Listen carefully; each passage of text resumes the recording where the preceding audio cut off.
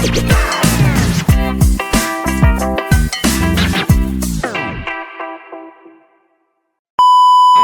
segala obat kalau diminum tidak sesuai dosis, ya pasti akan ada efek sampingnya. Jadi kita kalau edukasi sama anak-anak kita selalu sampaikan, jangan sembarangan minum obat. Jangan, kalau obat hanya diminum pada saat kamu sakit. Penyalahguna itu mereka saking udah kepepet gak ada narkoba, mereka bisa bikin apa aja. Tapi kan pembalut kan Ini masih baru kan? iya sih. Pak, bentar, tadi saya lupa lagi. Tanaman tuh, Pak. Nah tuh, kecubung. Ya. Apa tuh, gimana? Pak, ini maaf nih Pak, ini pertanyaan agak konyol sih Pak, tapi pernah ngetan teman-teman. Pembalut Pak. Ini benar. Bener Ya. Pembalut. Jadi namanya penyalahguna itu mereka saking udah kepepet gak ada narkoba, mereka bisa bikin apa aja. Tapi kan pembalut kan Ini masih baru kan? iya sih. Iya sih Pak, tapi pembalut tuh gimana cara Ya, pakai? direbus, airnya diminum. Pembalut direbus kan itu kapas, karena kapas. Ya kan ada zatnya di situ. Oh, zat yang buat jadi jelly itu ya, biar enggak itu. Itu bisa bikin mereka nge-fly. Itu kok pada pintar-pintar banget belajar di mana sih Pak? Ya sama lah kayak minum obat batuk kayak gini, tahu kalau minumnya 10-15 bisa nge-fly, nggak tahu dari mana. Iya sih kalau minum obat Pak, Iya. tapi kan ini pembalut Pak, gitu kan. Seorang perempuan aja taunya pembalut, cara trik pembalut yang biar nggak geser gitu loh teman-teman. Kenapa bisa sampai direbus gitu loh? Dan sekarang media sosial memang banget ya. Banyak orang bisa Keterbukaan dari situ. informasi mungkin ya Pak. Ya. Tadi bentuknya obat ada, pembalut ada yang namanya inhalansia. Inhalansia itu zat yang baunya menyengat, yang kalau dihisap bisa membuat orang nge-fly. Oh, lem ya Pak. Dan lemnya harus itu Pak. Dan lemnya harus itu. Paling populer ini. Yang paling populer Ya, itu karena kalau dia kertas nyengat. biasanya nggak begitu ngaruh, tapi lem yang untuk barang-barang. Benar. Ada lagi tuh bensin tuh Pak. Iya benar. Ya, benar. Kan ada Jadi sih yang lem, suka bawa bensin. Kemudian kapur barus, Kapur baru. thinner, cat. Yang anak sekolah bawa tip X. Kemudian spidol. Oh ya, spidol ya nyengat. Ya, barangnya baunya wangi, menyengat, jangan suka dicium-cium. Nah, kalau parfum, Pak. Ya lain.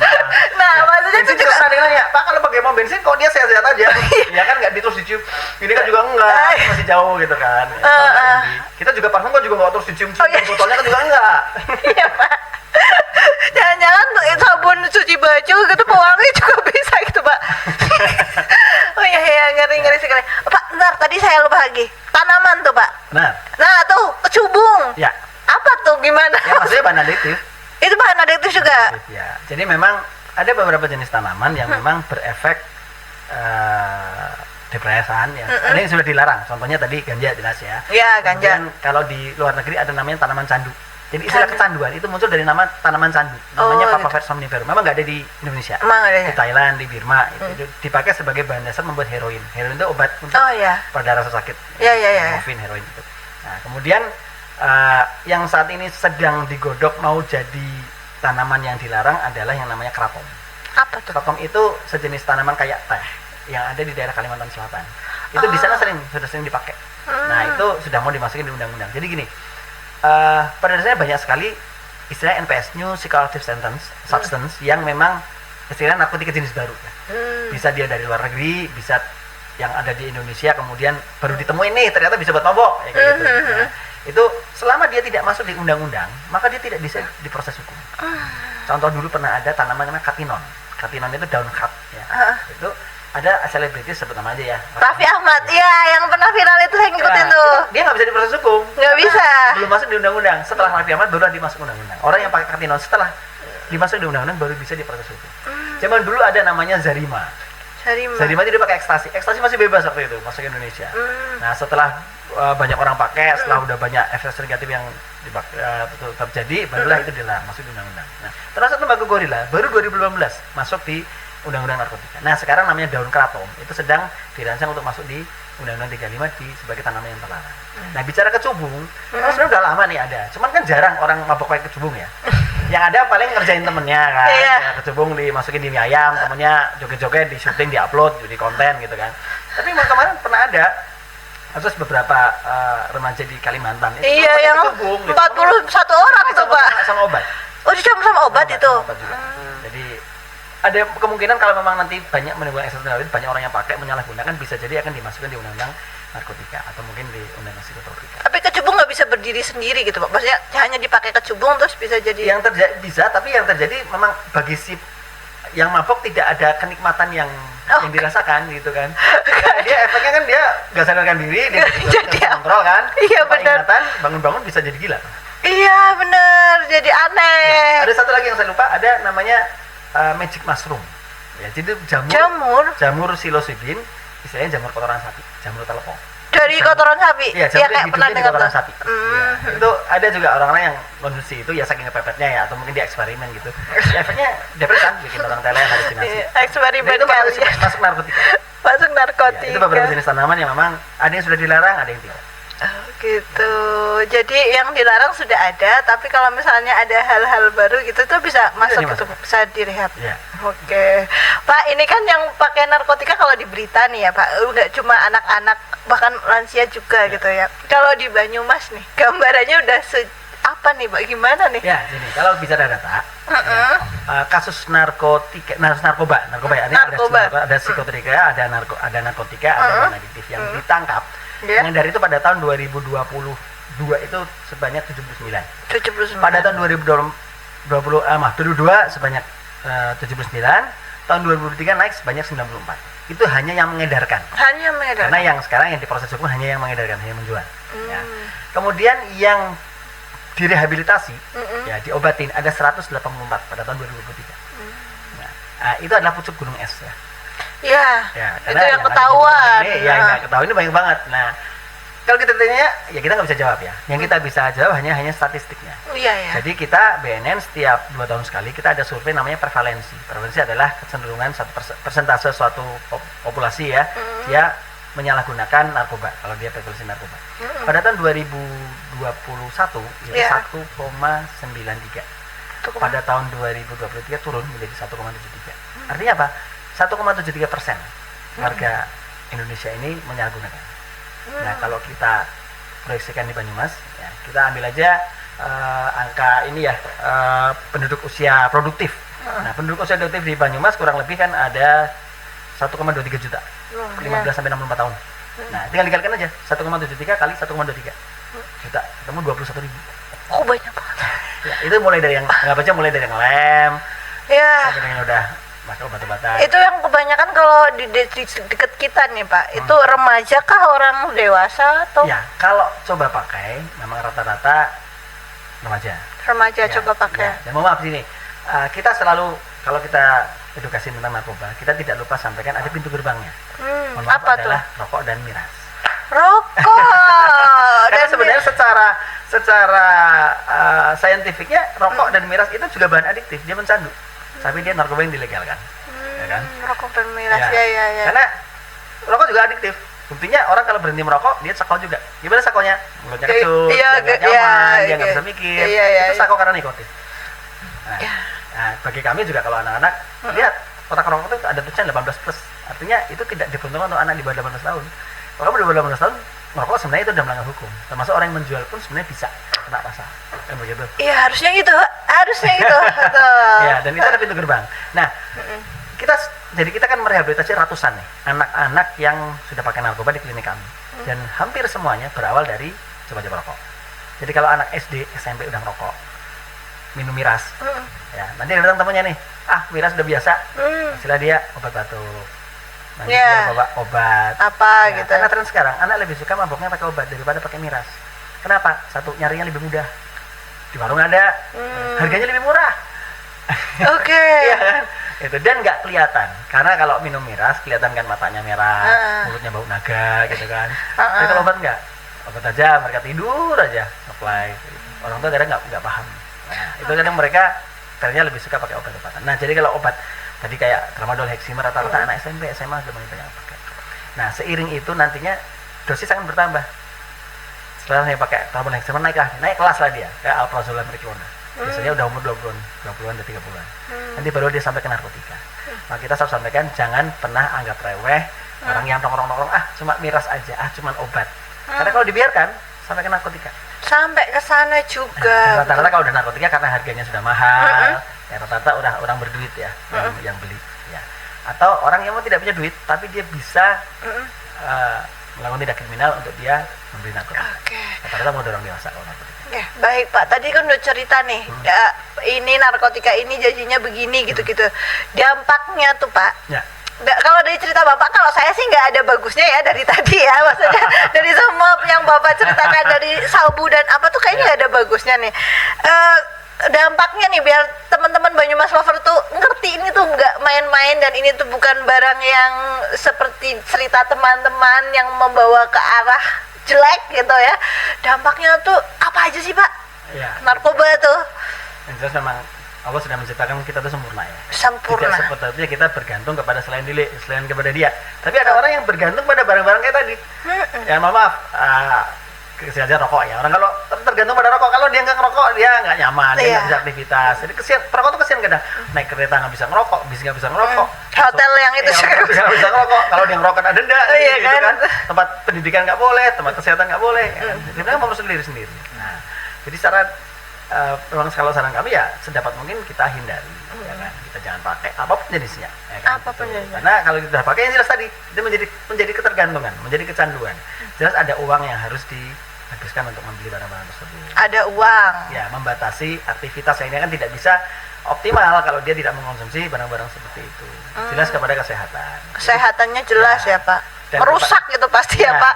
Dan kalau kita sudah bicara narkoba, pasti akan ada efek kepada otak dan saraf. Wah iya. Dan kita, mohon maaf sekali, kita tidak pernah bisa bilang mereka sembuh. Itu bisa narkoba ya. Paling nggak tergantung gitu ya Pak. Ya, kita istilahnya hanya pulih. Karena akan selalu ada kemungkinan untuk relapse, untuk kambuh. Walaupun sudah direhabilitasi seperti apa, ada selalu kemungkinan untuk kambuh. Karena mereka punya memori kenikmatan yang ada di otak dia pengen pakai lagi. Dorongan itu ya. Apalagi kalau dia tidak dia membatasi pergaulan, ya kan, dia ketemu teman yang dulu lagi, ya udah pakai lagi. Ya sebenarnya orang udah berhenti merokok, main lagi sama yang merokok dulu, nonton bola, ya udah. Iya, gitu iya kan? Pak, iya Pak, saya punya pengalaman tuh yang rokok. Sebenarnya membuat orang berhenti merokok itu lebih sulit daripada membuat orang berhenti pakai narkoba. Oh iya? Iya. Karena rokok itu legal. Iya. Tidak bersalah, nggak masalah saya merokok. Tapi dinormalkan sama lingkungan. Ya, seperti itu kan. Makanya pernah ada selebritis bilang gini, saya nggak percaya kalau orang pakai narkoba bisa berhenti, kecuali dia udah berhenti merokok. Kalau dia udah berhenti merokok, berarti dia benar, dia bisa berhenti dari narkoba. Dia sampai bilang kayak gitu. Kedua, selalu ada sel otak yang mati kalau dia efek dari narkobanya. Dan ini tidak bakal kembali normal. Maka orang pecandu narkoba biasanya ngomongnya nggak lancar, suka lupa, suka ngeblank, nggak bakal balik normal lagi, pintar lagi nggak? Nggak bisa disembuhkan, Mbak? Nggak bisa. Terapi pakai obat gitu. Kayak orang kecelakaan Ya, kita dipasang pen gitu. Di lapangan selalu seperti itu. Jadi pasti ada dampak yang tertinggal. Kemudian ada beberapa penyakit yang mungkin bisa menjangkiti seorang penyalahguna. Pertama, gangguan jiwa. Nah, gangguan jiwa. Yang jiwa, karena banyak sekali penyalahguna, ada dia kena gangguan jiwa. Karena begini, gangguan jiwa itu sebenarnya genetik. Nah, kita kalau kita sudah sampaikan, hati-hati kalau milih pacar, milih mau punya menantu, lihat dulu nih silsilahnya ada nggak orang yang udah gitu, karena bisa jadi dia carrier, dia sehat, tapi dia carrier, kemudian nanti punya anak yang punya gangguan jiwa. Nah, penyalahguna nafsa atau narkoba bisa memicu gangguan jiwa. Dia memang dia punya bakat, dia carrier, karena dipakai, dia gangguan jiwa. Kemudian juga beberapa penyakit seperti hepatitis, HIV/AIDS. Iya, khususnya memang penyalahguna narkoba suntik, walaupun sekarang udah jarang ya, orang kena penyalahguna narkoba suntik udah jarang, dan memang jarum suntiknya yang menularkan biasanya, memang biasanya seorang penyalahguna narkoba akan kena HIV/AIDS. Cuma kembali lagi pada saat orang menyalahgunakan, orang tidak sadar. Ya, pergaulannya ya. Orang bisa berhubungan dengan siapapun yang kita tidak tahu latar belakang kesehatannya. Ini yang terkadang membuat penyalahguna kena HIV/AIDS. Kedua, ciri-ciri penyalahguna kita sih tidak suzon, tidak suzon, tidak menstigma. Iya, tidak menstigma. Rata-rata mereka bertato. Bertato. Ya. Dan seorang tukang gambar tato nggak mungkin jarumnya sekali pakai dibuang. Buat gambar siapa, simpan, pakai lagi. Ya, paling sterilkan menurut dia gitu ya. Penularan HIV juga bisa melalui jarum tato, jarum tindik. Kalau kita tindik anak sendiri aman lah ya. Iya. Tapi kan namanya anak pang tuh yang tindikannya banyak. 5, hidungnya ditato, ditindik, lidah juga ya Pak. Nah, steril enggak? Kita enggak tahu. Nah, itu terkadang sudah menjangkiti HIV/AIDS di kalangan mereka. Jadi kita sampaikan HIV/AIDS itu juga bonusnya orang pakai narkoba. Ngeri guys teman-teman. Ya, jadi bicara narkoba tadi ya, kita peringkat 3 se-Jawa Tengah. Di bawah peringkat 3 tuh apa Pak? Terbanyak ya? Terbanyak kasusnya. Bukan prestasi ya teman-teman ya. Ya, 1 Semarang, 2 Surakarta, 3 Banyumas. Kalau HIV/AIDS nomor 2. Kok kan? Ya, memang itu semua akan berjalan seiring dengan jumlah penduduk, kemajuan suatu daerah. Di mana suatu daerah semakin ramai, semakin banyak tempat hiburan, semakin banyak jumlah penduduk, ya pasti akan banyak hal negatif yang Jadi baru sampai sini loh teman-teman, nggak ada jadi ceritanya Pak Wiki aja nggak ada keren-kerennya loh di bayangannya ya Pak, nggak ada keren-kerennya kan, kalau biasanya kan terlihat lebih keren gitu. Ya. Kalau iming-imingnya kan gitu. Mereka iming-imingnya kayak gitu, keren kan katanya. Ya. Jadi kenapa remaja itu banyak yang pakai? Dia bilang oh keren, kemudian akhirnya dia tidak bisa menolak ajakan temannya, dia nggak enak, ingin pengakuan dari lingkungan. Remaja selalu paling banyak yang pakai seperti itu. Maka kita kalau kita ada istilahnya, kita penyuluhan, kita sampaikan ada namanya ketahanan diri remaja. Pertama, remaja itu harus punya yang namanya self regulation. Dia punya pola hidup yang sehat, dia tidak punya rasa ketertarikan, penasaran pakai narkoba. Kedua, dia asertif, bisa menolak ajakan yang negatif. Atau sebaliknya dia juga bisa mengatakan ini gini, menyampaikan sesuatu yang dia inginkan dan yang tidak dia inginkan. Berpendapat gitu ya Pak. Ya, jadi bisa jujur. Bisa jujur. Karena jadi pada saat anak itu ditawari, jadi kita bilang sebagai situasi penawaran ya. Ya, situasi penawaran. Di situ kalau dia bisa menolak, dia bisa bilang tidak, dia bisa nggak ikut sama temennya, ya itu dia akan bisa menolak segala hal negatif. Begitu pergaulan bebas, ya kan. Kita udah sampaikan gitu. Mau punya pacar mau minta macam-macam, ya kamu harus asertif, bisa menolak dengan kemudian mau sama pacarnya atas nama cinta dan sebagainya. Nah, yang namanya asertif juga bisa mengatakan yang dia inginkan. Contohnya teman kita utang duit nih, nah, kita nagih, kita sini kok nggak enak, asertif tuh. Oh gitu ya Pak, sesimpel itu loh teman-teman, nggak asertif tuh. Yang kita inginkan dan yang tidak inginkan, tapi dengan bahasa tentunya yang baik, agresif, ya. Gitu. Ketiga namanya reaching out. Reaching out itu kita punya pencapaian diri, punya keinginan berprestasi. Jadi kita sampaikan ke remaja, manfaatkan waktumu untuk hal yang positif, jangan kemudian nongkrong pinggir jalan, mainnya nggak beres, ya kan. Kita ikut kegiatan ekstrakurikuler, seni, budaya, olahraga. Pilih teman yang baik. Karena yang namanya narkoba itu menular, bukan dengan sentuhan, bukan dengan droplet, tapi dengan pergaulan. Dengan pergaulan. Ya, namanya pecandu itu nggak mungkin dipakai sendiri. Temannya pasti dikasih. Temannya pasti dikasih. Jangan aja. Nanti temannya udah mau beli, dia naik kelas jadi pengedar. Nah, oke. Pentingnya pergaulan. Wih Pak, tadi udah jenisnya, udah dampaknya, udah nih teman-teman nih. Biar kita aman nih Pak, biar kita nggak terjebak gitu ya. Mungkin kita tahu ya, oh kata orang mungkin di sosial media juga banyak kan dari BNN kayak iklan-iklan narkoba nggak baik gitu ya. Di mana-mana tuh iklan pasti narkoba nggak baik gitu kan. Tapi biar kita punya pertahanan diri tadi Pak gitu. Kita tuh harusnya gimana Pak? Kita kan juga pengen gaul gitu Pak. Pengen gaul juga gitu. Kita pilih teman yang baik. Pilih teman. Pilih teman yang baik ya. Kalau teman yang kita baik pasti nggak ada yang nawarin narkoba. Kalau ada yang nawarin, kita asertif, kita bisa tolak. Kalaupun nggak ada yang nawarin, kita nggak punya rasa penasaran buat nyari. Gitu. Ya kalau teman kita baik ya kita mesti nongkrongnya di teman-teman yang positif kan. Karena kembali lagi banyak beberapa tempat yang memang kita tengarai sering dipakai sebagai tempat buat menyalahgunakan narkoba. Salah satunya adalah tadi. Paling banyak dapat narkoba dari siapa sih? Kalau kita naik sama anak-anak yang di rehab tuh, dari teman. Dari teman. Teman, bukan orang yang nggak kenal datang nawarin, nggak, dari temannya sendiri. Ya, dan biasanya makanya di mana? Di rumah teman. Di rumah teman. Rumah teman, kontrakan, kos-kosan yang mungkin nggak ada penunggunya ya. Itu. Kemudian tempat hiburan malam. Kita kalau pesan nggak usah main ke tempat sana. Kalau kita razia ke sana, mesti nemu. Pasti nemu ya Bang, enggak? Entah PL-nya pasti pakai. Pasti pakai. Ada yang positif. Ya. Kemudian kalau kita bicara yang kelasnya kayak obat batuk tadi ya, biasanya di pinggir lapangan, di kuburan. Di kuburan. Kita sampaikan makanya kalau banyak di pinggir lapangan banyak bekas bungkus itu obat batuk saset itu, jangan mikir oh ada orang batuk borongan di sana, bukan, itu ada orang yang mabuk pakai obat batuk gitu. Kemudian juga dental PS, distro, tempat jual baju remaja itu, kemudian apotek. Ya, apotek yang jual bebas ya, dokter yang jual bebas sama resep online. Kemudian mohon maaf, konser musik ya. Pak. Gitu. Nah ada musik yang tradisional, bukan tradisional ya ritual tradisional gitu. Ya Solawatan, masuk sih Pak? Solawatannya bagus. Solawatan. Ya, ini bicara ya. Ya, solawatannya bagus. Saya tidak mendeskripsikan kegiatannya. Tidak. Tapi ada yang namanya, mohon maaf, pemakai di situ. Mafia solawat. Ya, pernah dengar ya? Pernah kayak itu kan tujuannya baik. Mereka ngobrolin anak-anak, ya, anak muda. Macam ya, anak muda. Tapi sebelum mereka ke tempat solawatan kadang mabuk dulu. Ya ini Ini tidak ngomongin tentang sholawatannya ya teman-teman. Sholawatannya Ya. baik, tapi kok bisa-bisanya ke tempat sholawat kayak gitu ya Pak? Itu kan sebenarnya hampir sama. Itu kegiatan apa ya rekreasional ya, entah itu konser musik, entah itu ebek dan sebagainya. Karena di mana ada kumpulan-kumpulan orang remaja yang datang ke sana, kadang biasanya mereka mabuk.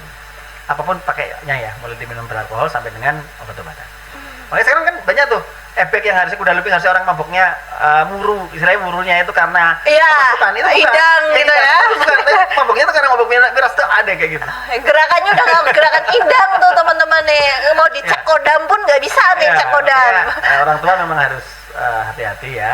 Kita kalau kita penyuluhan ke ibu-ibu kita sampaikan ibu harus, orang tua harus jadi teman buat anaknya. Jadi teman. Ya, jangan gaptek. Kalau anaknya punya IG, ibu harus punya IG. Ibu harus jadi followernya. Ibu harus jadi temannya dia di media sosial. Jadi ibu tahu postingannya apa, status dia, story dia apa, mainnya kemana, temennya siapa, nongkrongnya di mana, temennya ini orang tuanya siapa, kerjanya apa, kita harus tahu. Jadi kalau tadi bicara ketahanan diri remaja, kita bicara ketahanan keluarga nih. Nah, ketahanan keluarga kalau kita sampaikan ke orang tua, kalau kita edukasi, Iya. pertama punya keratan, punya kohesivitas dengan anak. Kita tengarai rata-rata anak yang menyalahgunakan narkoba adalah anak yang jauh dari orang tua. Jauh dari orang tua. Tidak mesti broken home. Tidak mesti. Ya, karena stereotipnya kan gitu ya. Orang Iya, tua pasti broken home. keluarga berantakan. Orang tuanya ada yang baik-baik aja, dua-duanya sibuk kerja. Nah, karena orang tua tidak dekat dengan anak. Tidak Akhirnya apa? dekat. Anak dekat dengan temannya. Tidak bisa curhat dengan orang tua, dia curhat sama temannya. Ya kalau temannya benar. Iya, Temannya nggak benar, itu yang terbawa. betul. Nah, Betul sekali. termasuklah kita sedikit kita beralih ke KB ya. Bicara masalah sexual education. Harusnya Iya. orang tua yang pertama kali kasih. Betul. Ibunya kepada anak perempuan, Bapak. bapaknya kepada anak laki-laki. Jangan, saya selalu sampaikan, jangan nanya sama temennya juga nggak tahu. Apalagi nanya sama pacarnya, aduh parah. Tapi nggak tahu Iya. tuh. Orang tua tuh udah ngalamin teman-teman. Itu kemudian adalah keeratan, ya, ini ada dengan komunikasi. Ya, karena nggak mesti anak berkomunikasi dengan orang tua tapi tidak erat, ada. Kemudian komunikasinya yang sudah Iya. formal ya. Iya, iya. Pokoknya gimana, pelajaran gimana. Tapi orang tua tidak dekat dengan anak. Iya, Jadi kan tidak. anak kita sebagai teman, ya kan, kita komunikasi dengan anak, kemudian tentunya adalah belief system ya, kita iman dan takwa, ya, ajarkan anak selalu dekat dengan orang tua, karena benteng terakhir sebenarnya adalah tinggal hubungan antara seorang anak dengan yang di atas. Untuk Dengan bisa- Tuhannya, gitu untuk ya. Bisa, karena pada saat kita udah sendirian, ya kita scroll di HP, Iya. tinggal kontrol diri aja, kita mau lihat konten apa kan Iya. sebenarnya kan tinggal Iya. kita merasa diawasi sama yang di atas. Itu aja. Betul ya kan Kak. Bahkan kalau pengen tahu tentang edukasi tentang narkoba kan juga di sosial media banyak. Benar. Kalau Iya. bentengnya kita Iya. kuat. Nah, makanya juga kita kadang kalau kita edukasi ke sekolah, kadang saya beberapa kali debat dengan guru, Pak, kok malah diajari sih komik, maaf ya, Nggak apa-apa, Pak. obat-obatan kayak gitu kan anaknya jadi tahu, Pak, saya nggak ngajarin, pun mereka tahu, mereka bisa lihat di YouTube, mereka bisa lihat di IG, mereka bisa lihat di di Mana-mana. medsos itu ada. Dan kadang saya punya, karena saya mancing-mancing, tahu nggak obat warnanya kuning suka dijual kayak gini, tahu nggak obat batuk yang suka minum berlebihan, mereka udah pada tahu, Pak. Iya, Kalau nggak betul. saya kasih tahu, mereka akan tahu dari temennya. Dan banyak terjadi, anak pertama kali menyalahgunakan karena ketidaktahuannya. Dikasih obat sama temennya, ini enak, kepentak go sinau, kepentak go bal-balan, Iya, betul. kepentak go stamina. Maka kita harus sampaikan, harus tahu obatnya apa, warnanya kayak apa, bentuknya kayak apa. Tapi dengan embel-embel, kita jangan mudah menerima makanan minuman dari orang yang tidak kenal. Jangan mudah menerima obat apapun dari teman. Ya. Jadi kalau kalian saya kasih tahu jenisnya, supaya kalian tahu, bisa menolak, nanti bisa lapor, ya. Seperti itu. Bukan kemudian jadi penasaran, karena mereka sendiri akan tahu, Pak. Karena Dan, ya, dan banyak terjadi tuh, mereka karena ketidaktahuannya mereka mencicipi. Dan karena namanya narkoba, nggak bisa orang cuma nyicipin sekali doang udah. Nggak ya, kayak nyicipin makanan gitu nggak ya Pak? Oh Karena ini nggak pasti enak akan udah ada, gitu ya. Karena pasti mereka akan terdorong untuk pakai lagi. Apalagi temennya, pasti kan nanti semakin Karena gencar ada untuk zat ketagihannya itu pakai. ya Pak. Namanya adiktif. Mau dimulai dari nyoba narkoba dulu atau apa tadi Pak yang psikotropika Ya, dulu ya? Sama aja ya, mau mulai dari mana dulu terus ujung-ujungnya bisa bikin Iya, dan ketagihan. biasanya memang tadi awalnya adalah rokok, miras, obat, dan seterusnya. Karena kasarnya kayak gini, nggak ada namanya anak alim dolannya maring masjid orang rokok, tahu-tahu langsung dia pakai ganja, pakai sabun, nggak ada. Ada ya Pak? Iya, Nggak ada ya? dulu, miras dulu, ngobat. Ada tahapan dan ya seterusnya. Pak, Ada tahapan. ada proses ya, Iya. nggak ada tiba-tiba langsung sabu gitu ya. nggak Makanya ada. walaupun kami namanya badan narkotika, kita nggak cuma nyuluh narkotika, kita juga nyuluh bagaimana anak-anak ini tidak merokok, tidak minum minuman beralkohol, bagaimana mereka punya kegiatan yang positif, karena hal seperti ini akan menjauhkan mereka dari narkoba. Iya bener banget. Baik Mbak, luar biasa sekali. Tadi kita sudah kenalan tuh jenis-jenisnya biar bisa waspada. Terus tadi kita juga sudah tahu nih cara menanggulanginya gimana gitu ya Pak. Dari cerita Bapak sih, kalau saya sih nggak ada bagusnya, teman-teman nggak ada bagusnya tuh. Bahkan lebih mahal dari skincare tahu. Oh ya, satu lagi ya, saya lupa. Apa tuh Pak? Kalau kita ketemu ada tetangga, saudara, teman udah pakai narkoba, terus bagaimana? Oh iya, iya Nah, betul Pak. Tuh gimana tuh? Ya, yang jelas coba kita persuasi ya. Persuasi. Saya selalu sampaikan kan, kalau kira-kira kamu bisa mempengaruhi dia untuk berhenti, coba. Tapi kalau kamu nggak bisa, kira-kira kamu malah kebawa, mending jauhin. Ya, mending jauhin daripada kamu malah kebawa. Iya siap. Kami selalu sampaikan, hati-hati kalau ada orang pakai narkoba, jauhin, jangan dekat. Tapi kalau kita mampu untuk mencoba merubah dia, nolong dia, oke, coba ya. Kalau orang sudah kecanduan, tidak akan bisa berhenti sendiri. Pasti akan butuh support, butuh dukungan dari orang lain. Bisa keluarga, pasangan, lingkungan. Kalau nggak bisa, maka harus dengan ahlinya. Nah, bagaimana? Ada namanya layanan rehabilitasi. Rehabilitasi narkoba ini yang disediakan pemerintah itu gratis, tidak berbayar sebenarnya. Ada yang namanya IPWL, Institusi Penerima Wajib Lapor. Kenapa namanya wajib lapor? Seorang penyalahguna narkotika itu wajib melaporkan diri.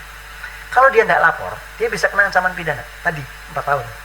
Oh, Gitu kan? Kalau diketahuan ya kan, 4 tahun. Nah, kalau di bawah umur gimana? Belum 18 tahun. Orang tuanya yang wajib melaporkan si anak. Lapor apa nih Pak? Lapor itu bukan kemudian lapor ke yang berwajib untuk di penjara, enggak, lapor untuk direhab. Oh, lapor untuk direhab. Kalau orang tuanya malu, nutupin, orang tuanya bisa kena pasal 6 bulan karena dia menutupin anaknya yang dipakai narkotika. Nah, IPWL itu dari mana? Nah, di Banyumas ini ada yang IPWL resmi dari pemerintah di bawah Kementerian Kesehatan, ada 3. Di Rumah Sakit Banyumas, Rumah Sakit Margono, sama di BNN Banyumas. Karena kita punya klinik ya. Kita kan Oh, di kantor BNN ada ya, kliniknya? kita di klinik, kita ada dokter perawat untuk mengobati pecandu narkotika. Nah, narkoba ya. Nah, di Rumah Sakit Margono, Banyumas, dan klinik BNN ini kita layanannya rawat jalan. Jalan. Jadi kita mengobati orang sakit kecanduan itu sama kayak mengobati orang sakit. Ada rawat jalan, rawat inap. Karena sebenarnya kecanduan, adiksi itu satu penyakit juga. Nah, rawat jalan bagaimana? Cuma kita gratis ya. 8-12 kali pertemuan, jadi seminggu sekali kontrol ke dokter kami. Ya, jadi awal screening, pemeriksaan kesehatan sampai dengan nanti ada home visit ya. Gratis, dan sampai dengan mereka bisa kembali pulih selama 3 bulan. Di standarnya kalau orang bisa berhenti nggak pakai selama 3 bulan, itu dianggap dia pulih. Dan nanti dia memimpin dia untuk jangan sampai relapse.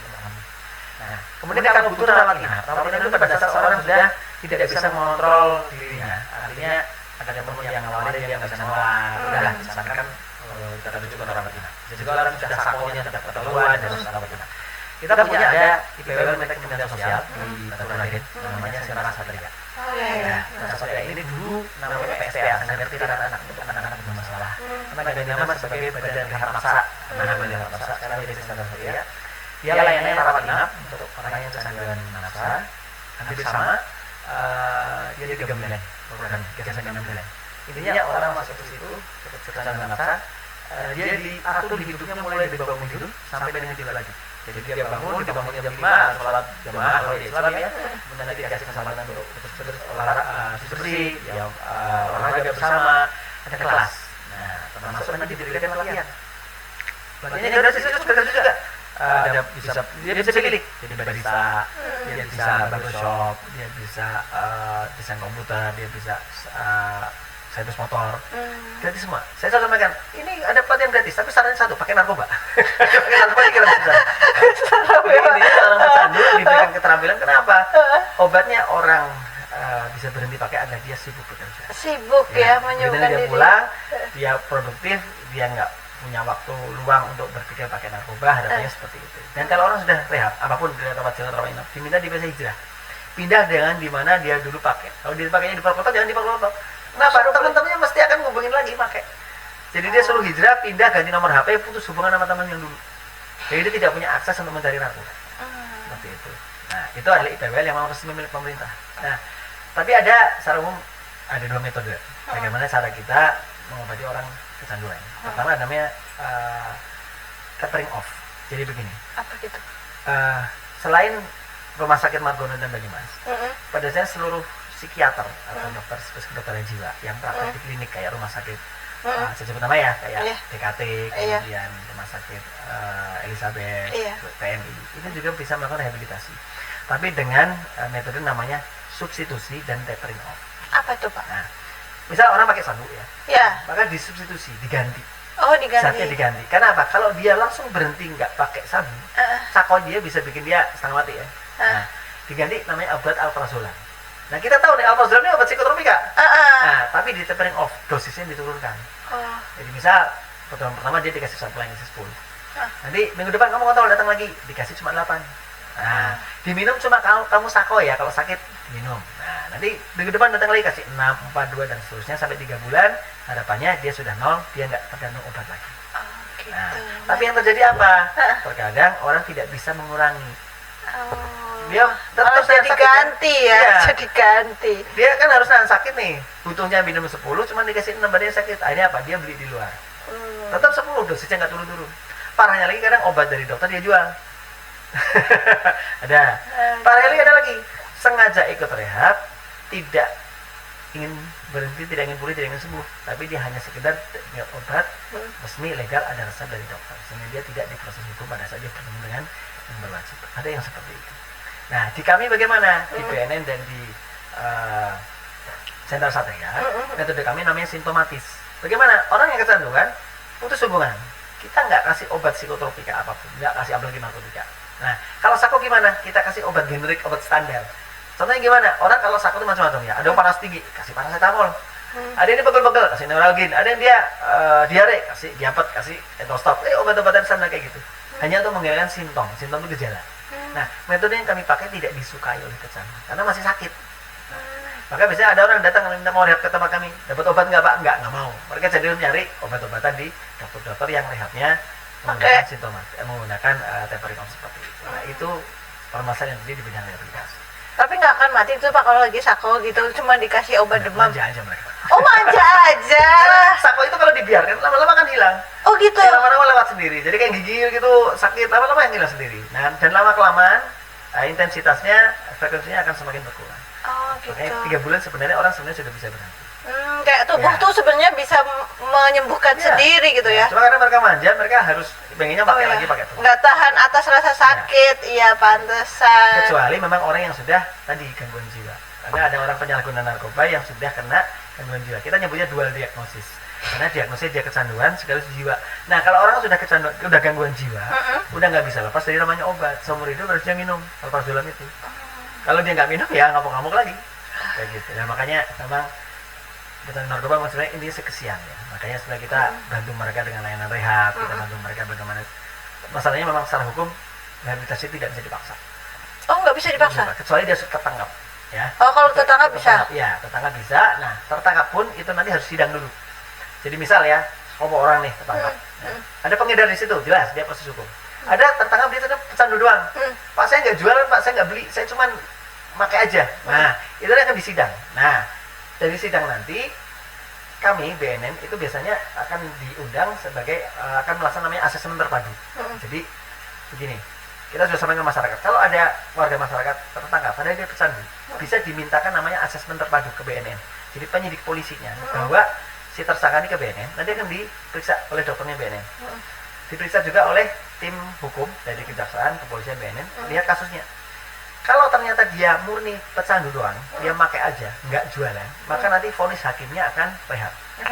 Jadi dia hukumannya adalah rehabilitasi. Nah, kemudian kedua kalau dia pakai sekaligus jualan, nah, ini yang paling banyak nih, udah pakai dia jualan, maka dia akan dihukum hukuman pidananya oleh hakim nanti di penjaranya di namanya lapas narkotika. Di Banyumas sudah ada di Ketanah itu. Nah, itu dulu lapas umum. Sekarang jadi lapas narkotika. Banyumas yang mana nih Pak? Kalau Purwokerto. Oh Purwokerto ya, baik Pak. Di sini juga ada lapas nih. Nah, iya. Ini namanya Ruta. Lagi lapasnya di Sokaraja. Iya. Ya, di Purwokerto namanya lapas narkotika. Itu khusus untuk pengedar dan pecandu narkotika masuknya di situ. Tidak dicampur dengan kriminal yang lain. Sehingga mereka tidak kemudian jadi lebih pintar dari yang lain. Gitu. Nah, rehabnya di situ. Jadi dokternya kami di BNN yang datang ke situ untuk merehab pecandu yang sekaligus pengedar yang dipenjara di situ. Nah, kemudian ketiga kalau dia pengedar nggak pakai, dia paling jahat. Tahu narkoba bahaya, dia jualan nggak mau pakai. Ya udah hukum pidana. Nah, jadi Kalau orang pecandu, maka tadi vonis hakimnya akan direhabilitasi, bukan pidana kurungan penjara. Nah, kita perlu paham nih, beda sekali antara orang di penjara sama tidak. Orang yang sudah di penjara, hukuman pidana di lapas ya, walaupun hanya seminggu aja, paling ayam contohnya, seumur hidup akan muncul kan di SKCK. Iya. Ya, orang nyari kerja, orang mau kuliah, Iya, orang tetangga, omongan tetangga, Pak. itu kan SKCK. Seumur hidup akan ada. Makanya kita selalu pesan sama anak-anak, jangan sampai kena kasus, karena nama kamu kan selalu tercatat dan udah jelas nanti susah cari kerja, susah cari jodoh. Iya, Pak, boleh nggak kalau misalnya rehab sendiri? Ada nggak kemungkinan gitu, Pak? Ada nggak cerita kemungkinan orang sembuh sendiri, kayak misalnya ini nyoba narkoba karena nggak sengaja gitu, karena kejebak, terus dia berusaha sako ditahan sendiri, berusaha sembuh sendiri, bisa nggak? Bisa. Bisa. Nggak usah pakai dokter. Ya, asal nggak parah-parah banget loh ya. Oh, nggak parah-parah. Ya, kalau baru coba pakai 1-2 kali bisa sih harusnya. Harusnya bisa. Yang penting keinginannya kuat. Ya. Dan butuh dukungan support dari keluarga, dari teman. Ya sama lah kayak berhenti merokok, pasti kan istrinya kadang juga nyembunyiin rokoknya, kadang gitu ngomongin, cerewetin suaminya, dia kayak gitu loh.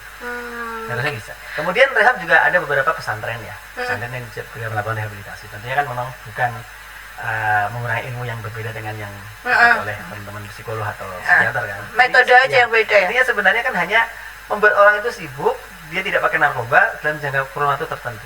Kadang orang pecandu narkoba kan dia panas tubuhnya, di sana kan dimandiin malam. Kalau dia sakau ya suruh dia wiridan, suruh dia baca Quran. Ini dia kan dikurung di satu tempat, dia nggak pakai selama 3 bulan, dia disibukkan dengan hal yang lain. Ya udah, itu sebenarnya rehab simpelnya itu.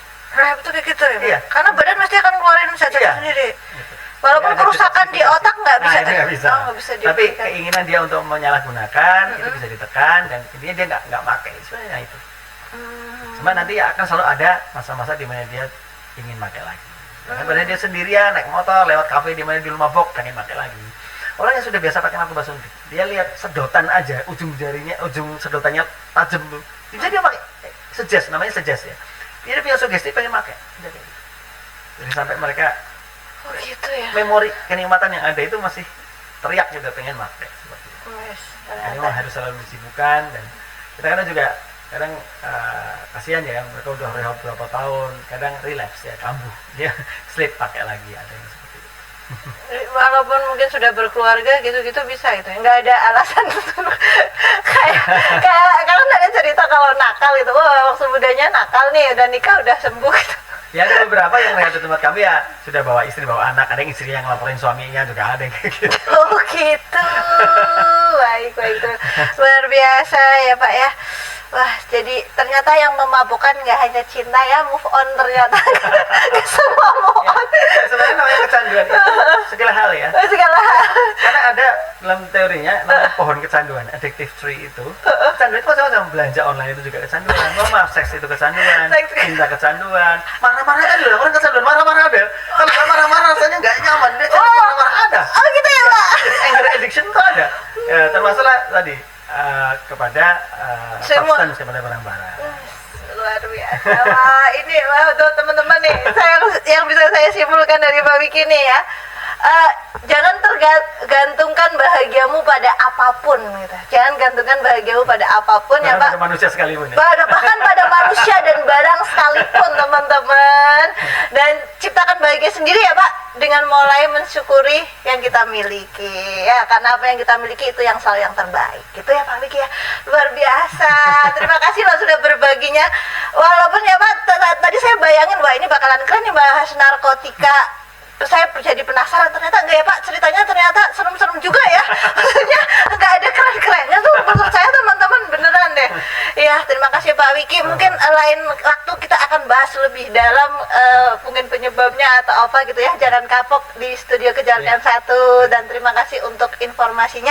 Semoga teman-teman Banyumas Lover juga nih, ingat nih, ini harus nonton nih, Hani harus komen nih teman-teman ya.